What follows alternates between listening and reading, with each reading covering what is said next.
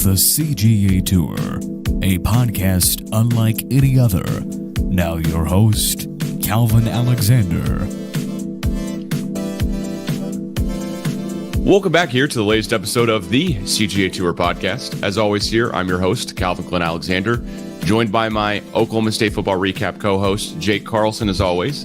And we have a special guest joining us today from the Believe Network, former Oklahoma State player and 2011 Big 12 champion, Justin Southwell. Justin, how's it going? It's great, Calvin. It's a pleasure to be here. Jake, nice to meet you.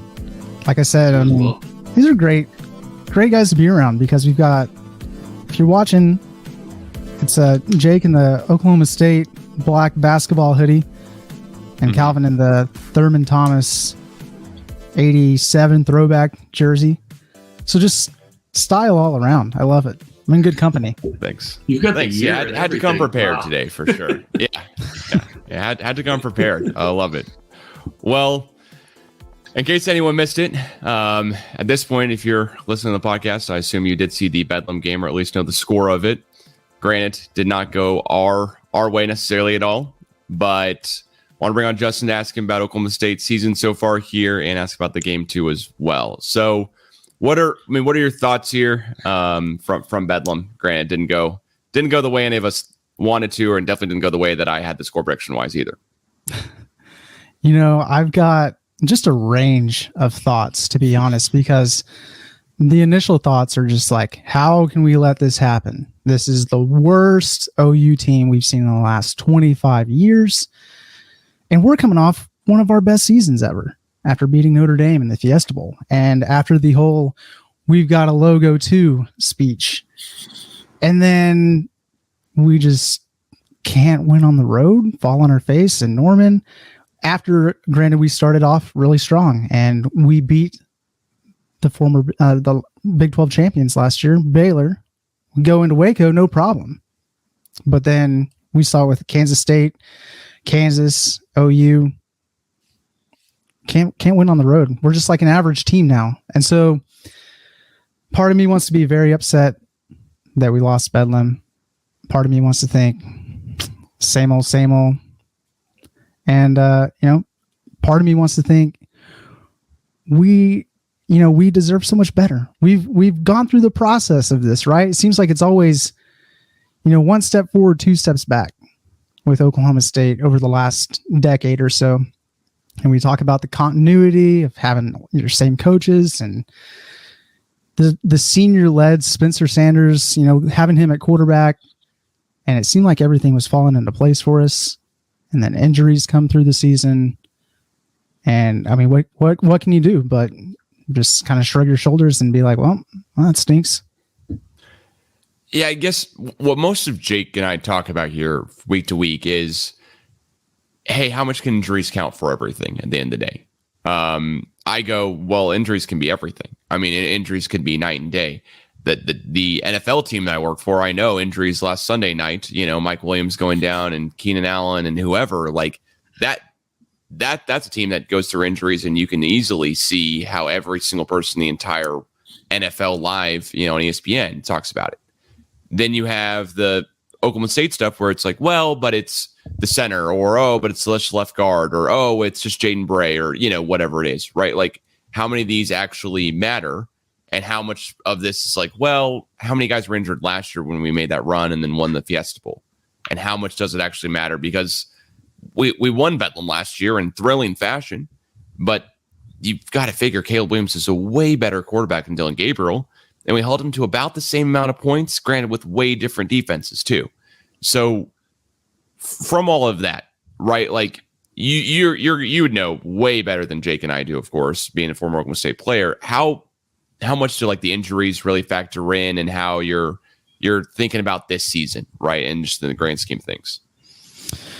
Yeah, it does make a big difference, obviously, but you almost count on that next man up mentality, because my first year we had Kendall Hunter was a star running back. And then Keith Toston comes in, and I mean, he's no Kendall Hunter, but he did the job. He did enough for us to win games. Same thing for Zach Robinson when he goes down. Alex Cate obviously struggled in that first half against Colorado, but then Brandon Whedon comes in and he excels. That worked out. Yeah. So, you've got the guys, and it you can be said for any kind of year. Whenever somebody gets injured, you really do have to count on that next man up. And what I thought we were getting to was the point where we've built ourselves up as a program where the guys that are going to be in that backup role, in that backup position, that they're going to be able to, step up and fill that role. What it looks like is there's just way too big of a gap between those players. It's like the starters are clearly the starters for a reason. And then if one of those guys goes down, the next man up is just nowhere near that same level of talent. And that's a little bit concerning, especially whenever you look at the recruits we've brought in and our future recruiting classes.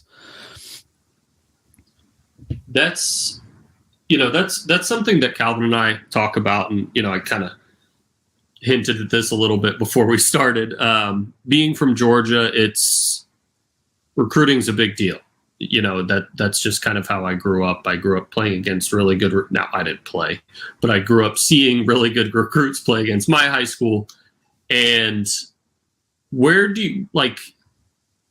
you think there is that gap between, some of the other Power 5 schools versus where we are? Because it seems like we have really good position groups that are good at recruiting, but just as a whole, sometimes we lack. And I know last year we had the old team and a lot of the guys left, not a lot of them, but, there was a really good position group, especially defensive back that either transferred or went to the NFL, which we've kind of seen this year. But it doesn't feel like it's just a fact of, they're younger this year. Yeah, and the fact that they are younger, I don't think should be that much of a hindrance, because you do see guys like Kendall Daniels, he'll step in as a freshman and make an immediate impact. Mm-hmm. I thought Ollie Gordon would be a little bit more of an impact player like that too. We both talked about him. It's an interesting dynamic because these guys compete against each other in practice, in the off season and obviously throughout the week. And usually those guys, back in my day, it was kind of like Parrish Cox. He was the stud at corner. Well, he went up against Des Bryant in practice. So that elevated his game. They elevated Des Bryant's game. And, in a sense, it forced me to elevate my game, because if I had to go up against Parrish Cox, I got to crank it up another level, because if not, I'm going to get embarrassed.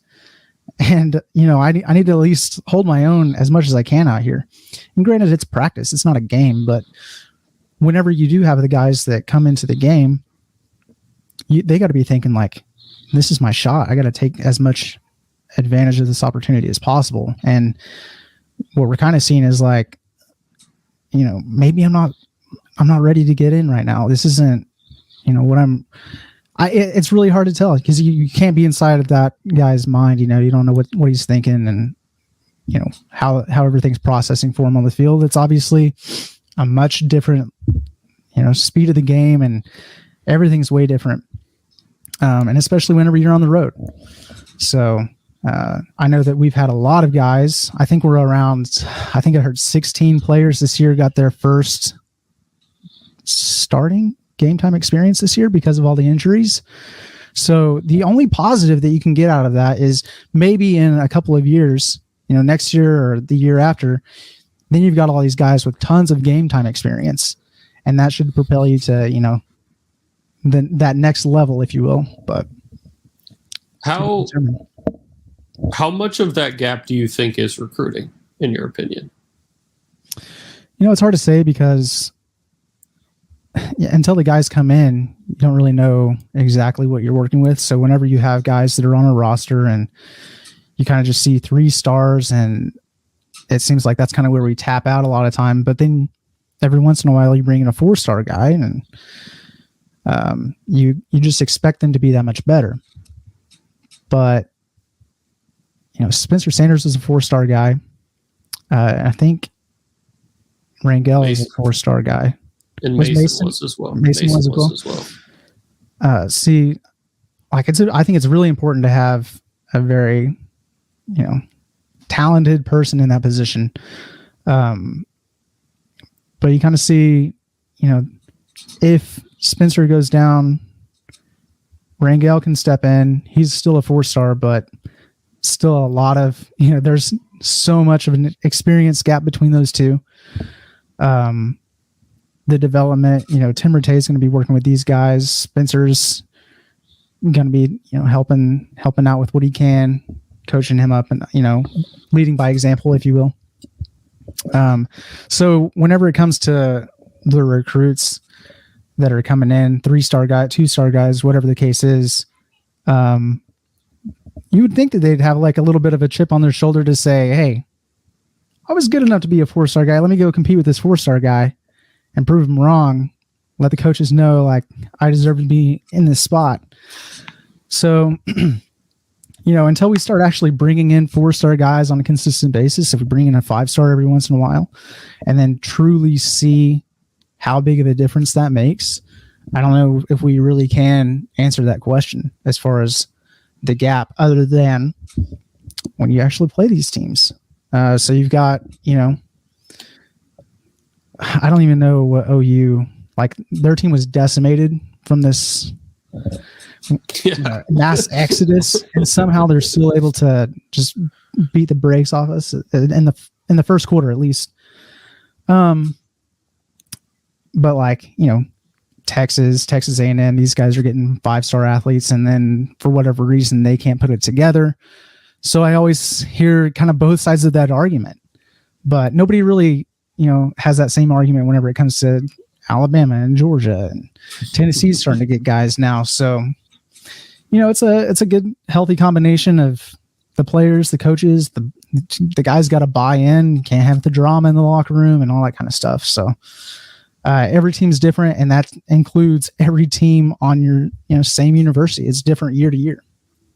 My joking bias is that it's regional. That's always the joke I tell Calvin. I'm like, oh, it's just, guys in the Southeast are just better. And I mean, who knows? But right. That's until you get those guys on campus, right? Like A&M's not going to go to a bowl game this year. They had the best recruiting class in the history of recruiting rankings, I think, coming into this season. Granted, that means that a ton of those guys are freshmen, right? Like They all are. So how many of them are really seeing valuable playing time or have had any valuable playing time at all to go off of? But when I think of the couple games this year that I was really excited and really proud of, like the Baylor game, the Texas game, that was a game the whole time. The Baylor game, we kept our distance. That was the first Big 12 game coming off of bye week. We had just had a pretty good game against Arizona State where we handedly won, but then again, it was a 3-point game in the fourth quarter, so you kind of read from that how you want to. Then the Baylor game, Jake and I hung out, watched it together. We weren't that concerned. We were just like, oh, okay, all right. Like from the get go, it's like, oh, okay, we're up, we're doing good, we're fine. Yeah. And then you have the Texas game, and you have the Texas Tech game where the entire time it's like, well, but we're targeting Jaden Bray in the Texas Tech game a bunch, really trying to get him involved. We know that guy's a freshman, that's going to be a huge playmaker, and he's out for the rest of the season this year. Then you have the Texas game where we put up 41 on Texas, and as someone who didn't play any high school football, I always like try to not say, one score versus the other and do a bunch of score comparisons, because us playing Texas at home versus Texas playing OU in the Cotton Bowl is a way different deal. Like, I'm fully aware of that.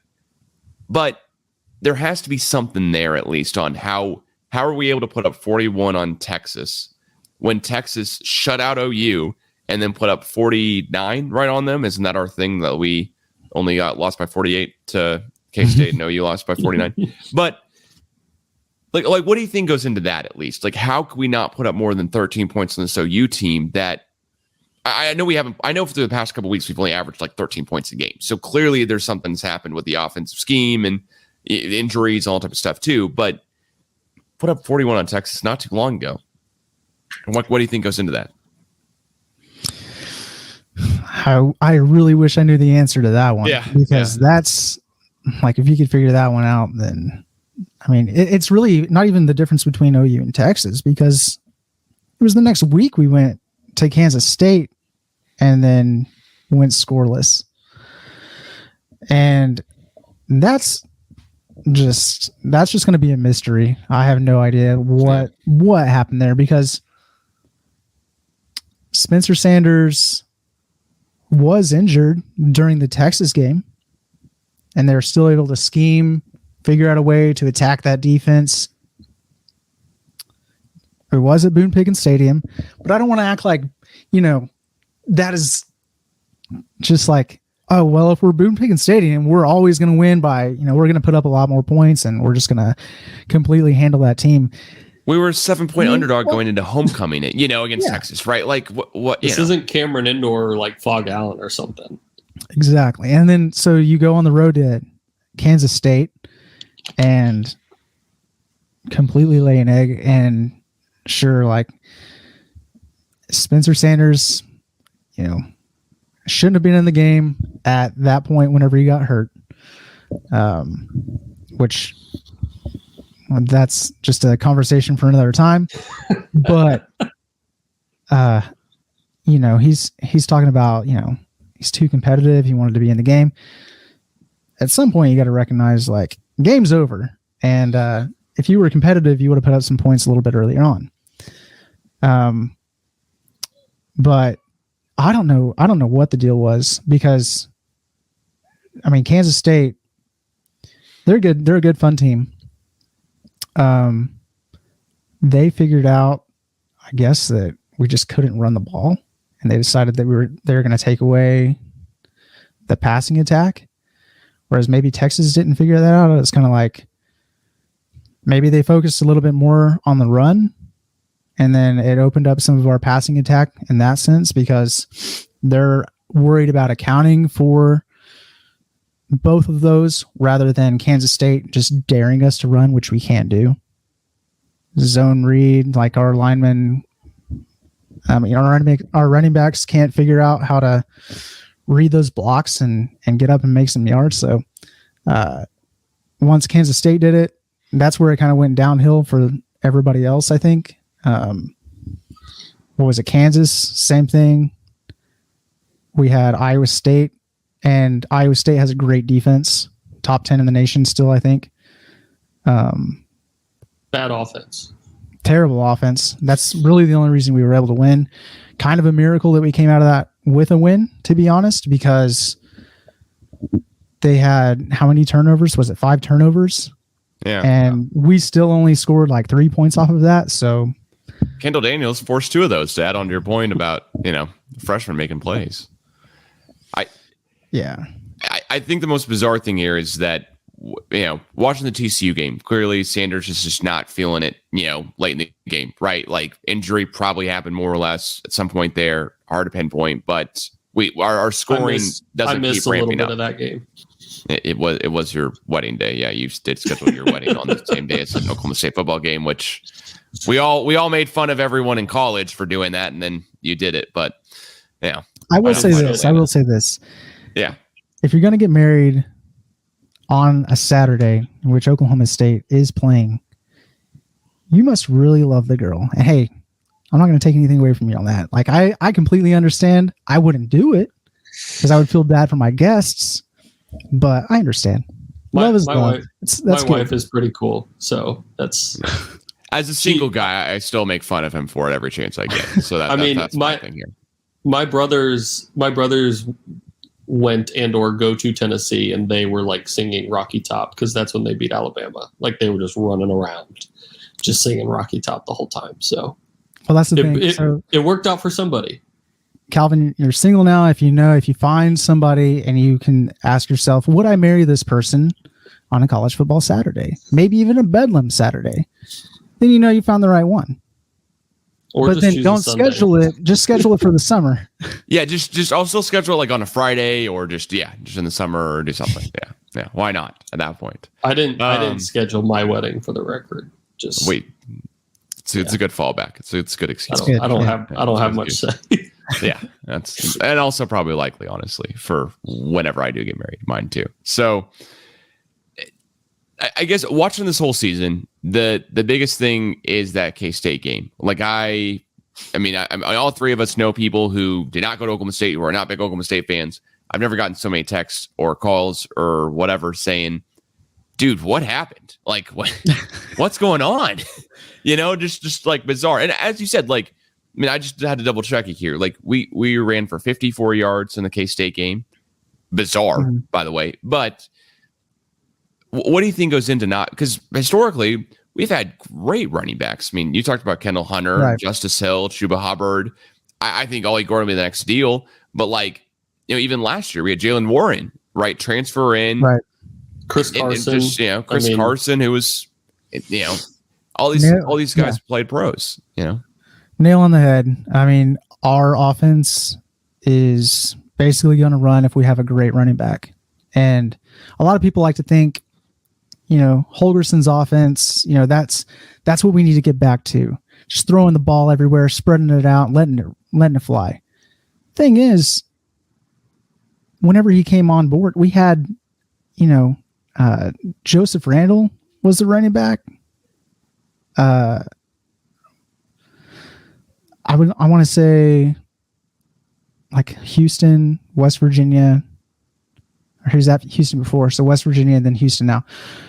I mean, he doesn't have any pro running backs, so his offense, it's okay. It's fine. It can, they can sling it every once in a while, but they don't have to worry. Defenses do not have to worry about a stud running back and taking away the run game, stopping the run games. They can focus on dropping 8 and covering the field a little bit better. So whenever we're in the same boat, and not on top of that, you got Spencer Sanders, who's thrown it 67 times a game with a bum shoulder. And on top of that, running 17 more times. It's like you're asking him to be Superman. And it's so easy for a defense to be able to stop that whenever you don't have any kind of threat in the run game. So, yeah, if we can get a running back in, like if Ollie Gordon can develop into that player that we think he can be, Jaden Nixon can complement him, then we'll get right back to where we need to be. I think it'll make it a lot easier for Casey Dunn or whoever the next offensive coordinator may be to call plays whenever we can actually run the ball. Open it up to where they have to focus a little bit on the run, and then we can hit them over the top. Because we definitely have the good receivers on the outside, inside. I mean, this is probably, I was talking about this on our pod. It's the group, I think, with the most depth that we've seen, but nobody's really risen above to be like that huge superstar. And I don't necessarily think that we need that for this offense because we have so many good receivers. We don't need a great receiver. I think that actually maybe even helps out whoever the quarterback is because they have so many different options instead of worrying about, double coverage over here on Blackman. I'm going to, throw it underneath to Josh Cooper or something, some kind of scenario in that case. But, Spencer Sanders, one, has hardly any help from his offensive line in the protection. He doesn't have a run game. So, like I said, it's just ever since the Kansas State game, including the Kansas State game, defenses they've had enough film up to that point to figure out, can't run the ball. Let's just stop the pass. We'll be good. I've got some questions about Dunn. Never used this term before, but I'm a Dunn defender, mostly because of what he's done at the wide receiver position since 2011. Probably one of the best wide receiver coaches in the country. Right. Top 5, I think it's not really debatable between him and whoever's at Ohio State. And, probably the Penn State guy does a really good job. All that kind of stuff. And I see a lot of people, I'm sure you're on Twitter, and, you see a lot of people aren't very happy with Casey Dunn. How much of this falls on him? Because, you know, I've got some reservations about just letting him go just purely because of what he does at the wide receiver position. Mm-hmm. And I think that's probably the best position group that we've had since he's been there. So what do you think this all falls on him, or do you think like there's some of it, you know, whether it be injuries, whether it be, you know, I just don't think the guys are as talented as probably some of the previous offenses that, like Juricic's offense was insane. Gleason had Chuba Hubbard, just talking about, you know, some of the recent OCs. So what do you think kind of his deal is, and how do you feel about him? Yeah, I think it's you're probably, I lean more toward your line of thinking in that sense, because Dunn has been the offensive coordinator since 2020. And granted, there were some injuries in 2020 as well. Not as bad as what we've seen this year. But in his first year, we were ranked the 51st best in total offense. And then in 2021, remember, it was like the defense that was saving us and winning us a lot of games last year. And Dunn's offense ranked a little bit higher at 46th. So in this season, with all the injuries that we've experienced, Spencer Sanders putting the team on his back until he can't anymore, our offense currently ranks at 36th. So there have been incremental improvements year over year with Dunn as the offensive coordinator, but he's not sniffing anywhere near where we've been in the last decade. So part of me agrees with you. It's like he's an exceptional, one of the best, most elite wide receiver coaches, developing the talent, recruiting the guys to come in. But then whenever it comes to being the offensive coordinator, he's not as good. We're seeing it now. He's just not as good as what we've seen with Munkin and Juricic. I'd have to look back at Gleason, to be honest. I'm not 100% sure. But do you risk losing Dunn because you want to get rid of him as the offensive coordinator, let him go on to maybe UNLV or whatever the case is, like before we brought him back on as OC? Because if you let him go, you risk losing potentially the next best receiver group to come through. Whereas if you keep him on staff, at least you're able to get the guys, and maybe you can kind of suffer a little bit with some of the play calling with, running a bubble screen on 3rd and 18 or something where you're like, what are you doing? Throw it downfield. What's going on? But it's just kind of like, yeah, is that worth it to roll the dice on whoever the next OC is going to be, and potentially not have as good of a recruiter or receiver developer as what you have in Casey Dunn? So, follow-up question. What percentage of plays do you think he's calling? It's 100%. It could be. I'm not sure, but this offense just looks like variation of offenses that we've ran in the past, no matter who the offensive coordinator is. So it kind of, I'm always skeptical about how much, Calvin and I joked last week, is it like an Ask Madden type thing? Is it like, here's your recommendation? Or is it he has the reins? Yeah, I think that he has the reins he's like the associate head coach and the offensive coordinator. At this point, he's been with the program for 12 years now. Like, if you can't trust him with 100% of the plays, then what are we doing? So I think that he does have 100% of the plays, and probably will defer to Gundy on what we do for 4th down. It's kind of the way that it sounds to me, especially whenever we talk about or hear Gundy talk in his press conferences of, I make the decision on if we are going to go for it or not on 4th down. And what's interesting is usually within the first 2, maybe 3 drives of the game, Dunn seems to have most of the time, a really good scheme Script? as far as what we're going to play. And then whenever, it has been interesting that we haven't necessarily evolved our offense from too much from what we've seen in the past, because I think that we've just gotten so used to it working, and why change it? Why, if it ain't broke, don't fix it. But the problem is it's broke now because we don't have a running back, and so whenever you're trying to scheme around that, it becomes a lot more difficult. All right, well, definitely want to ask you a little bit on the more fun stuff here, right? We're 7-7, got 7 wins on the season, moving into West Virginia this weekend, and then a bowl game, fingers crossed, right? We're going to make one for sure, just don't know which one. How do you see the rest of the season playing out here? Do you think we beat what seems like to be a pretty rough West Virginia game, but they did beat OU, granted that was in West Virginia and ours at home, however much we want to play into that. But how do you think this weekend goes? Yeah, I think that West Virginia, I think that they kind of got their last, good win in beating OU.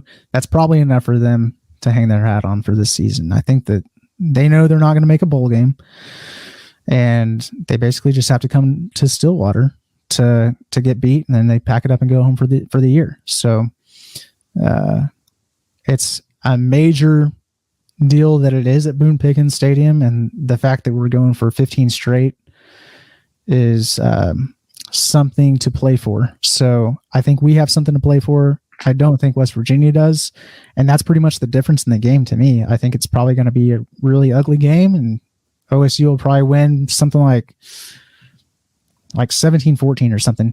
It's going to be low scoring because we can't score, right? Like what'd you say earlier? Our average has been like 13 points over the last 13 points over the past 3 games. Since we played K-State, we haven't scored more than 20 in a game. And every game before the K-State game, we had at least scored 40. So, or excuse me, the Baylor game, I think we scored 38 or 35, but still pretty bizarre. Do you want to guess the over-under for the game? See, this is where I'm just like completely lost because one, we went into Bedlam last week as a 7.5 point underdog, and I thought there was no way.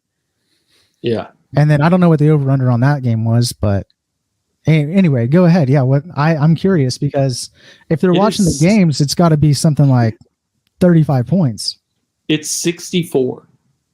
How? Just how? I mean, so bet everything on the under. Yeah, is what it's 64 points, and we don't really do gambling, but it's funny because you were just bringing that up, and I went and looked at it, and I was like, oh wow, okay. I don't know where they get that number. Like, are they looking at the entire season as a whole? Because if they look at the last month and a half, which is really the only indication as far as what you can expect to see, in my opinion, then I'd put that a lot lower. And we're favored by 8.5. Well, I like that.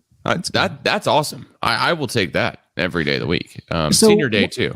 I gotta ask you guys. The score could be 8.5-0. What are your thoughts on? I hear this all the time, Facebook comments or whatever the case is. We go into a game, and sure enough, we're the better team, but we're listed as the underdog for the game. And then I hear, oh well, that's exactly the way we like it. We play better as underdogs. What are your thoughts on that? So my former roommate went to Texas, and the past 2 years I've lived with them, and the past 2 years I've said, I'm not watching this game with you. There's just no chance one of us will hate each other at the end of the game. Last year, we won. Granted, it was a great game, but it kind of flipped like middle of the game, basically. Jason Taylor takes that interception back. It's at UT. I forget if we were favored or not in that game. But that was like just talking crap to him the whole week, having fun with it. Just met the guy like a month before. This year, we're 7-point underdogs at home, homecoming. There's rumors Sanders won't play, but it's like, why won't he play? I thought he was fine. There wasn't really anything after the TCU game where Gundy said in the press conference too much one way or the other, but just hearing rumors. Whole nother conversation. And more of it to me was like, why are we underdogs? I just don't get why we're like, what are people seeing in this Texas team? I just didn't get it. I hate the idea of let's be underdogs and let's play like we're proud we're underdogs, because that's fine when it's like we're hoping to win a bowl, we're hoping to get to a bowl game. we're hoping to get to 6 wins. We want that kind of up mentality because we want to do it for a game. I really am not a fan of it at all when it's like, well, historically, and Jake and I have said this for years now, we're historically the second or third best team in the Big 12. Texas isn't close to that. Right. I mean, historically. I mean, there's several different games. We play Texas so many different times. I don't get how we were underdogs, and I don't like that idea because then all of a sudden it's the Texas fan, the one person I know basically, who's like, yeah, we're pretty darn good. We only lost to Alabama by 1, and our starting quarterback went out, yada, yada. Sure. I'm like, yeah. Well, cool, but I don't get why you guys, I don't get it. I just did not get it from then. Still don't, honestly. And I don't like the mentality of we're underdogs. We should be proud that we're underdogs. We're Oklahoma State. Like if we want to get over the OU hump, that's what I've always thought, right? Like get over so at least becomes over the past decade or a 5-year span or whatever, we're at least like winning a couple of them, then we can't be proud of being underdogs, basically. Yeah, I'm the same way. That's the exact same mentality I have. I'm like, why are we underdogs? Literally, yeah, like you said, year after year we're beating these teams. And then still we're looked at as underdogs. What happened to I keep going back to it. I don't know why, because I guess I bought in so much, but we've got a logo too. All right. So build off of that, use that momentum. And then what are we doing coming in as underdogs for these games? I hated the fact that earlier on this year, we beat Baylor and then we beat Texas Tech, and we're going into the TCU game. We were underdogs and no idea why at that point in the season, like TCU hadn't done anything, but you had the national talking heads talking about Oklahoma State is fraudulent. They're, ranked 7th. They're not anywhere near that. And I didn't understand that at all at the time. And then even though we lost, it was a double overtime loss where it could have gone either way. In Fort Worth. Tough place to play for Oklahoma State anyway. It seems like we can't ever win in Fort Worth for whatever reason. But then we bounced back and beat Texas at home, and I'm like, we're right back in this thing. And then turns out, I guess we're fraudulent because what the heck happened? That's so bad. That's a question Jake and I've been asking the whole time, right? And I'm almost glad to hear you say, yeah, I don't know why. The point total is what it is, and then the OU. Why can OU not score against Texas, but we can put up 41 on them? Type of deal. Because it is bizarre. I don't get it. And we're talking about like storylines year to year. I've never gotten so many texts saying, oh my gosh, can't believe you guys beat Notre Dame. How'd you guys pull that off? I'm going to be an Oklahoma State fan. I'm going to follow you guys the next season, whatever. Yeah. And then you have the opposite side of it of 48-0 to K-State. And just the ups and downs and the almost inconsistency, I think, would create that from anyone outside of the Oklahoma State fandom or Big 12 fandom too. Of like, well, we're just evaluating OSU because they're not OU. Like if you're OU, you're not fraudulent, right? You would think they're in the same spot we are. You just switch the name. But if you look at that game, going back to Notre Dame, I mean, this is such a unique thing, I think, because one, they just lost Brian Kelly to LSU. So you've got their new coach coming in. He's taken over a top 10 team, sure, playing against a really good Oklahoma State team. But, for a bowl game, and they got out, they were up by 21 and they just couldn't finish the game. So yeah, they're a good team and everything. But I think maybe looking back at that, maybe they were a little bit overrated because they come into the next season and then get beat by Marshall. And so we've got this false sense of confidence because we beat Notre Dame. We beat this big bad Notre Dame team.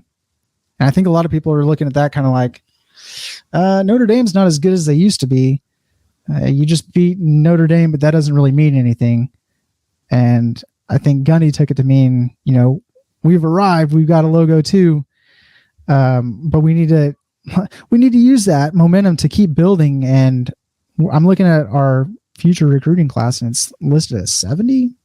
What is this? Like, this isn't a team that just beat Notre Dame.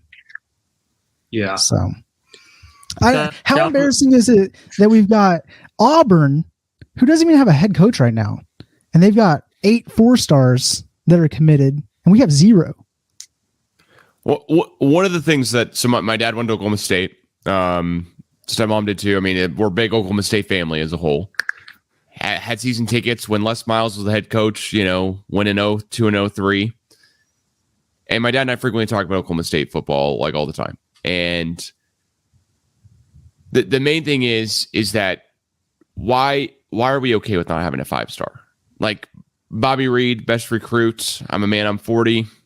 Been there, done that. Mm-hmm. Des Bryant, Justin Blackman. Maybe in another type of situation, they're classified as 5 stars. You kind of want to say one or the other. James Washington would have been a 5-star. Would have been. Well, maybe it's 4 just because of like size differential or whatever, right? Sure. But I think there's some Oklahoma State fans who are in the same boat of, I'm cool with us being underdogs. I'd rather us be underdogs. And that same mentality is I'd rather us be this good, be the second best team in the nation 10 years ago or 11 years ago. And still we've done it without 5 stars. And I just don't, I think that's the same. I think those are the same groups of people basically, because I just am in the opposite side of it. At this point, it's a really cool story when that's what happens, but it's a really bad story if that's the known or the motto, right? Yeah. We all love Malcolm Rodriguez. Well, we beat Notre Dame, and then Kendall Daniels is in there to be the defensive guy the next year, right? Like as a freshman, but kind of figured Jason Taylor would be the guy in this defense type of deal, and he leads the team in interceptions. He has 5 on the season.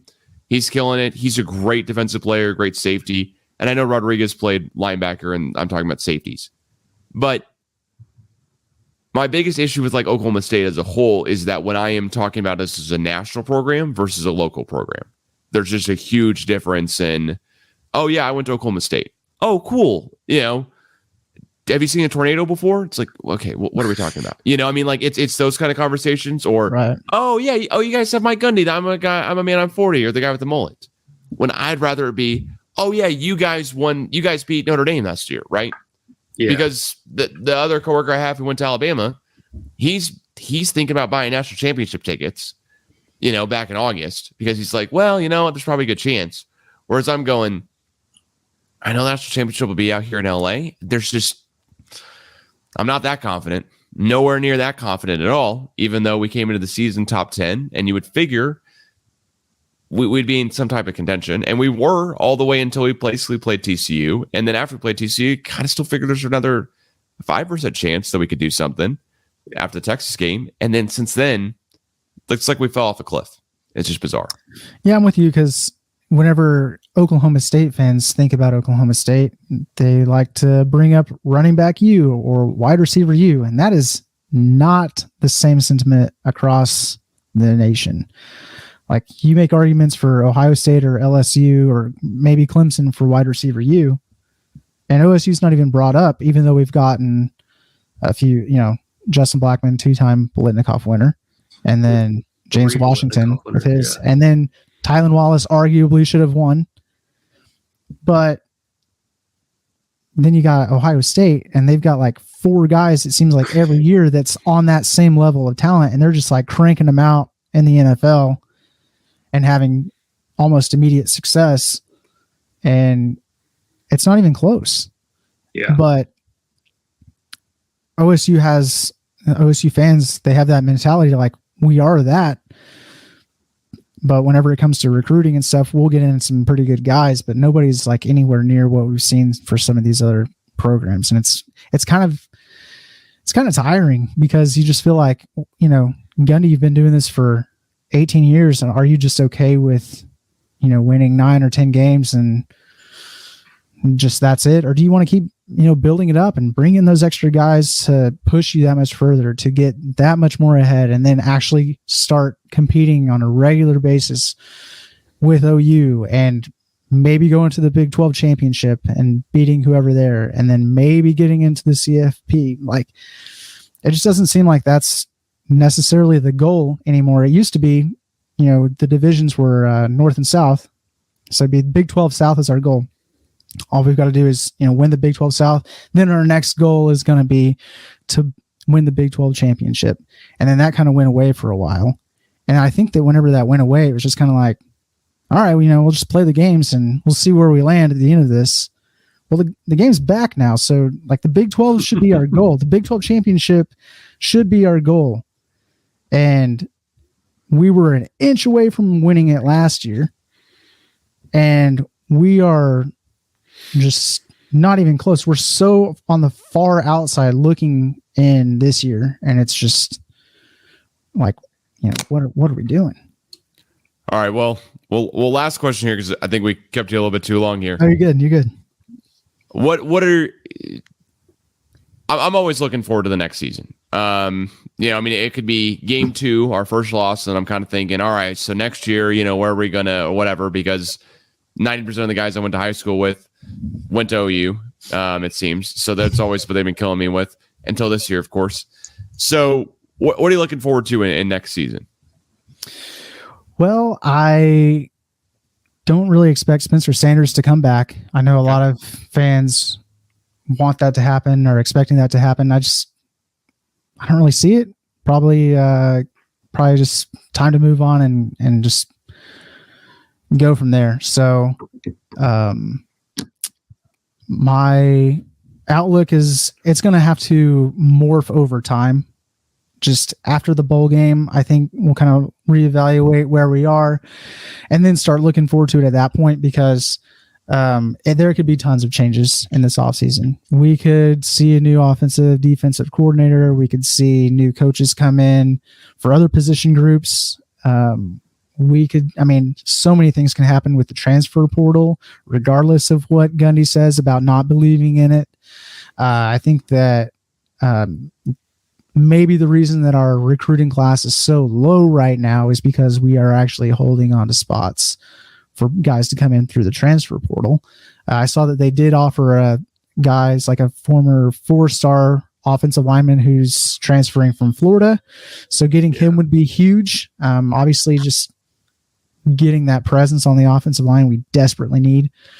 And, if Derek Mason comes back, I expect the defense to just continue to get better. I think that, based off what Jim Knowles has done and continuing that, with him being able to recruit his guys in and continuing to build that should be an exciting thing to see. So I think next year, we're also going to be seeing some of those new teams come into the conference, right? So being able to match up against Central Florida and Cincinnati, Houston, and Houston's they're kind of scary. Just Holgerson, all that stuff.